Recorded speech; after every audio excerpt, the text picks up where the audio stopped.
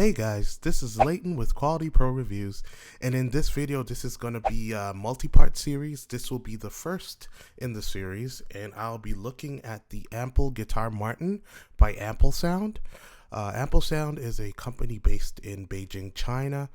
They've been in the virtual instrument game for almost a decade, and they've produced a lot of really good plugins for virtual instruments, sample libraries, really cool stuff. First off, I want to thank the guys over at AmpleSound for sending over the Ample Guitar Martin over to me. They've sent over a couple other plugins as well for me to look at. That being said, still, these are going to be all my thoughts, all my opinions, and genuinely what I think of the product. That's just how I've done my channel. Everything's really tailored to making sure, I'm very honest with my, my subscribers, and if I really like something, or if I really don't like something, where I think there can be improvements, or where things are really well done. So, just top level view, we're just going to be looking at the main panel today and just going through, how it sounds, how it feels right off the bat, the main UI panel, and just what I think of it. And just off the bat, just from opening the plugin and just playing around with it just for a few minutes, instantly I love the sound of it. And for me, realism is really key, and there are a lot of things that I feel like AmpleSound got right. And there are definitely a few things that I see room for improvement. So let's just get into it. In terms of the overall sound, let's just listen to, say, the low E. So I'm going to play a low E.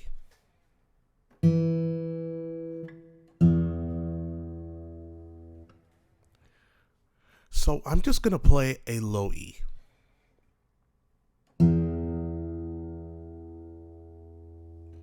So it's definitely in tune, but it's slightly, just ever so slightly off, and I love that.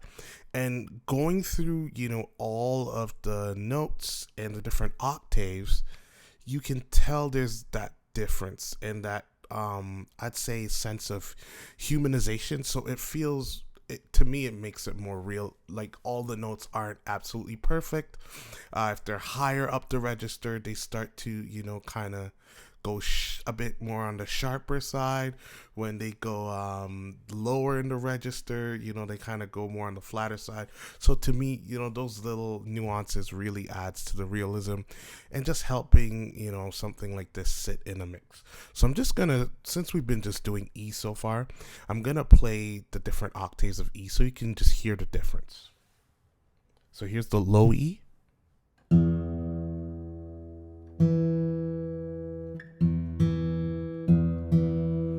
Hear that subtle difference in between that?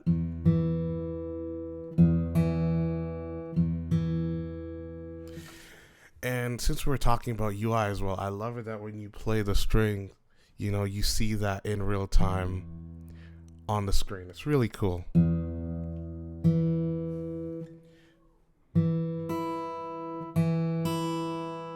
And it starts to get a little bit more closer to 440 hertz and, really sounding exactly, in tune when it gets to here. Really in pitch there.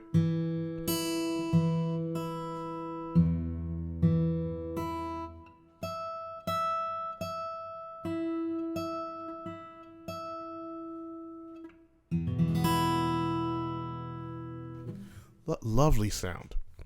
So I think definitely they got that right. Definitely adds a bit of realism to it. So in terms of the sound, for me, definitely A1 on that, 100%. And just so you know, I'm using the default patch. Like, I've made no modifications, no changes, no tweaks. As you can see here at the top, it just says default.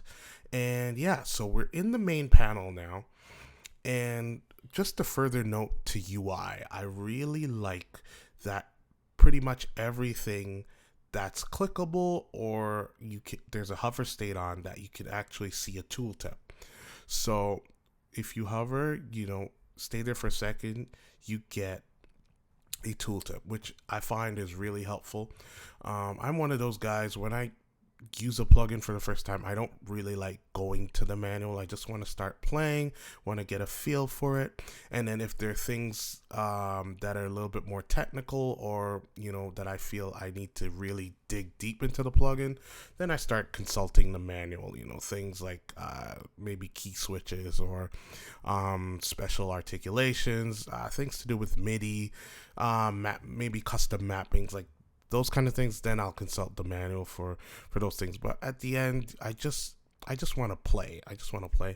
And I think just having the tooltips is definitely a plus for this plugin. A lot of plugins tend not to have that, and I think it helps adding to the intuitiveness of the overall experience.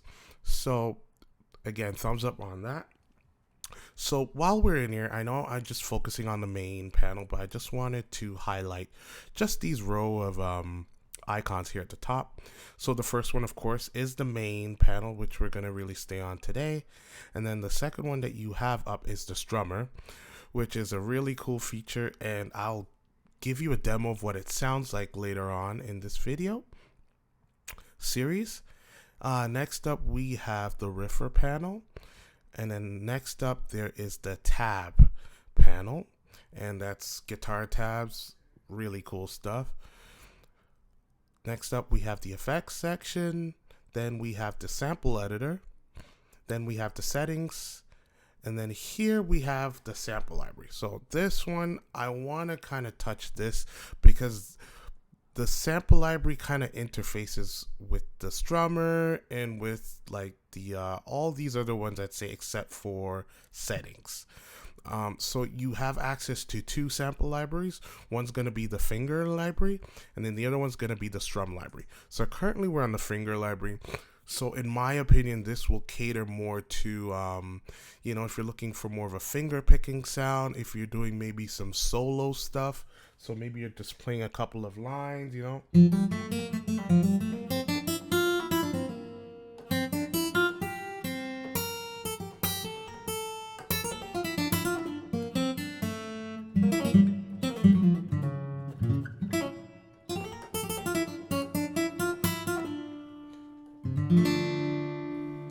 And you could still achieve some strumming, but it'll be sounding closer to, if you're strumming with your fingers. And then the strum library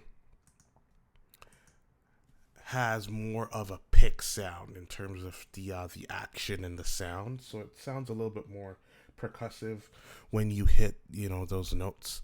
So if I just go through it, just a scale, F major scale, you could kind of hear that up and down motion, especially going, back and forth between a couple notes,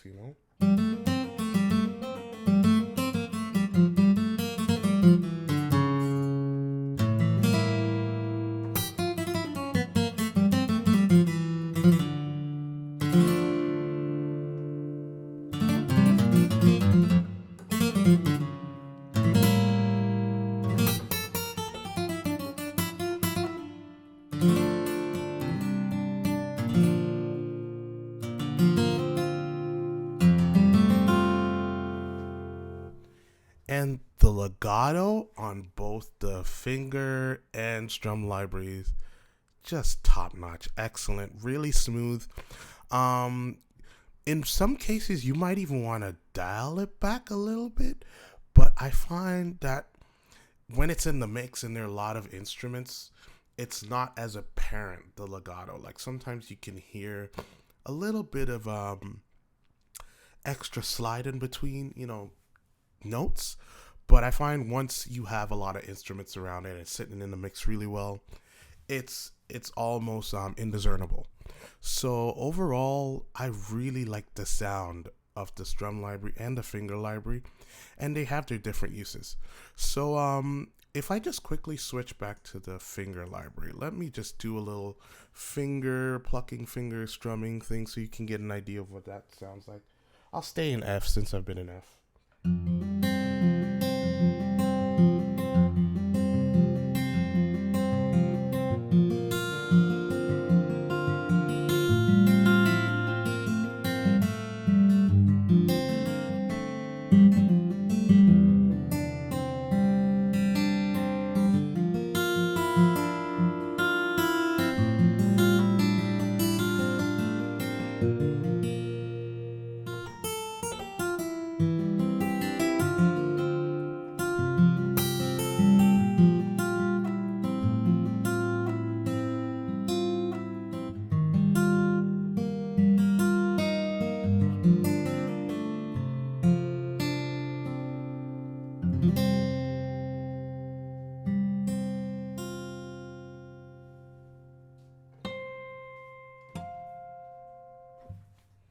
Okay, I did a little extra there. I went ahead of myself, but I couldn't help it. I was having fun. So that's the finger. Let's do the strum library. Something similar. We'll stay in F. I'll try to play something close enough.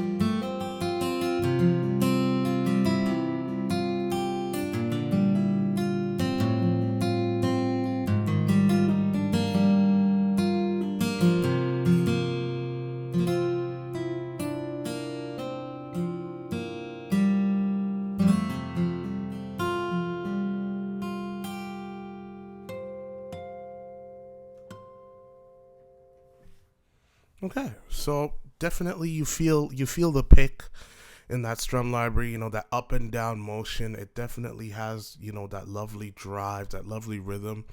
And again, once you get, you know, a couple more, you know, instruments around this, you know, and it sits really well in the mix. To me, you know, it's like having a guitarist sitting in your session. So